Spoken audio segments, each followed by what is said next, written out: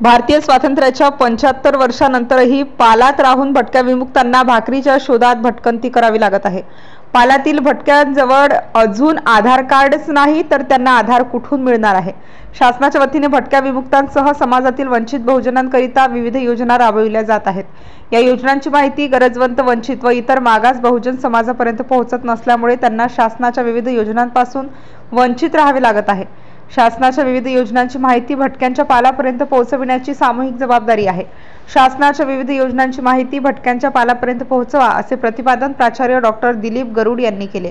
शासनाच्या वतीने इतर मागास बहुजनांसाठी राबविण्यात येणाऱ्या विविध शासकीय योजनांची माहिती देण्यासाठी आदर्श महाविद्यालय व इतर मागास बहुजन कल्याण विभाग धाराशिव यांच्या संयुक्त विद्यमाने उत्कृष्ट बहुजनांचा संकल्प बहुजन कल्याणाचा या आयोजित कार्यक्रमाच्या अध्यक्षीय समारोप प्रसंगी प्राचार्य डॉक्टर दिलीप गरुड बोलत होते।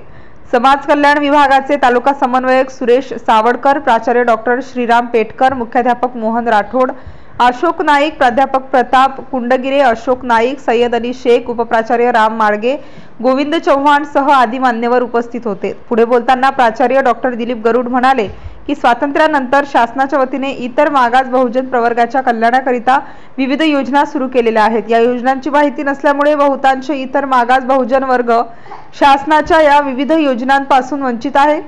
शासनाच्या या विविध कल्याणकारी योजना गरजूंपर्यंत पोहोचविण्याची जबाबदारी समाजातील सर्वांनीच घेण्याची गरज आहे। शासनाच्या वतीने उच्च शिक्षण घेणाऱ्या सर्वच समाजातील मुलींसाठी शैक्षणिक शुल्क व परीक्षा शुल्क माफ केले आहे। पर्यायाने मुलींना उच्च शिक्षण मोफत केले आहे। या योजनेचा लाभ घेऊन सर्वच समाजातील मुलींनी उच्च शिक्षण घेऊन आपला व्यक्तिमत्व विकास साध्य करणे महत्त्वाचे आहे।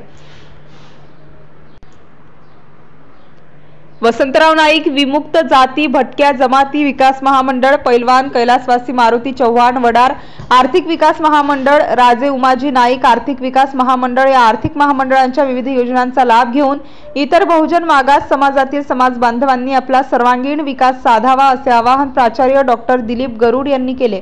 शासनाच्या समाज कल्याण विभागामार्फत सुरू असलेल्या शिष्यवृत्ती योजनेचा विद्यार्थ्यांनी लाभ घेऊन आपली शैक्षणिक प्रगती करावी असे आवाहन प्राचार्य डॉक्टर श्रीराम पेटकर, प्राध्यापक प्रताप कुंडगिर यांनी केले। प्रास्ताविक समाज कल्याण विभागाचे तालुका समन्वयक सुरेश सावडकर यांनी केले। सूत्रसंचालन प्राध्यापक बालाजी पिडगे यांनी केले। आभार प्राध्यापक डॉक्टर आप्पाराव गायकवाड यांनी मानले। कार्यक्रमासाठी सर्व आश्रमशाळेचे मुख्याध्यापक, शिक्षक, विद्यार्थी मोठ्या संख्येने उपस्थित होते। मारुती कदम, उमरगा, धाराशिव। ऊन वारा पाऊस पासून त्याचं संरक्षण करण्यासाठी त्यांना सुंदर अशा इमारती शासनाने बांधून दिल्या। त्याचं लालन पोषण व्हावं, परिपोषण व्यवस्थित व्हावं म्हणून त्यांना खाण्याची व्यवस्था व्यवस्थित करण्यात आली। खरंच आश्रमशाळेच्या माध्यमातून सरांनी सांगितल्याप्रमाणे महाराष्ट्रामध्ये प्राथमिक स्तरावर 530 आश्रमशाळा काम करतात। विद्यार्थ्याचा सर्वांगीण विकास कसा होईल, आज वाड्या तांड्या वस्तीवर ही आश्रमशाळा काम करते, जेणेकरून शिक्षणाचा कसलाही गंध नाही, जेणेकरून कसलीही विकासाची गंगा त्या तांड्या वस्तीपर्यंत गेलेली नाही।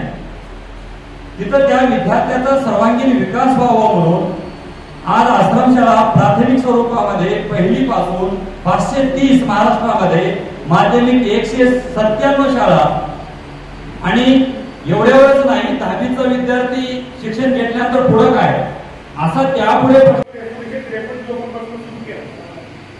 आपण जर बघितला हे चित्र सहज महाविद्यालयाच्या बाहेर या बाजूला जर बघितलं मैदानाचं कार्यक्रम संपल्यानंतर बघा या ठिकाणी 72 लोक राहतात। सातत्यानं वाढले काय, त्यांना कुठेही घर नाही, त्याचं कुठेही प्लॉट नाही, त्यांच्या नावावर कुठेही कसलीही प्रॉपर्टी नाही, अनेकांच्याकडे आधार कार्ड नाही, मतदान कार्ड नाही, कसलीही प्रॉपर्टी नाही। या गावात त्या गावात एखाद्या गावात 1-2-4 घोडे, 2-4 कोंबडे, 2-4 कुत्रे, 2-4 प्लास्टिकच्या बॅगा आणि रस्त्यावर निघालेल्या माय नवले आणि भाऊ होते। आपण या गावात त्या गावात आलेले आजही चित्र स्वातंत्र्याच्या 77 वर्षांपासून पाहतो। ज्यांच्यासाठी या योजनांचा फायदा व्हायला पाहिजे 20% वर जात नाही। आता कुठं सगळं सोडून आपण 20-22% उच्च शिक्षणामध्ये आलो।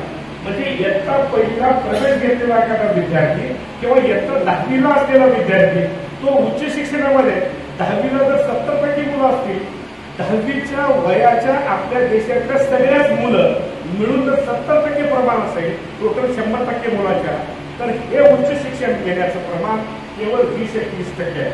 विकसित राष्ट्रांच्या मध्ये, विकसनशील राष्ट्राच्या मध्ये आणि अविकसित राष्ट्राच्या मध्ये, आपण विकसनशील राष्ट्रामध्ये मंडळी आहोत. आपल्याला विकसित व्हायचं असेल तर आपल्या जसं फ्रान्समध्ये उच्च शिक्षण घेणाऱ्या महिलांचं आणि मुलींचं प्रमाण 80%च्या पुढे आहे.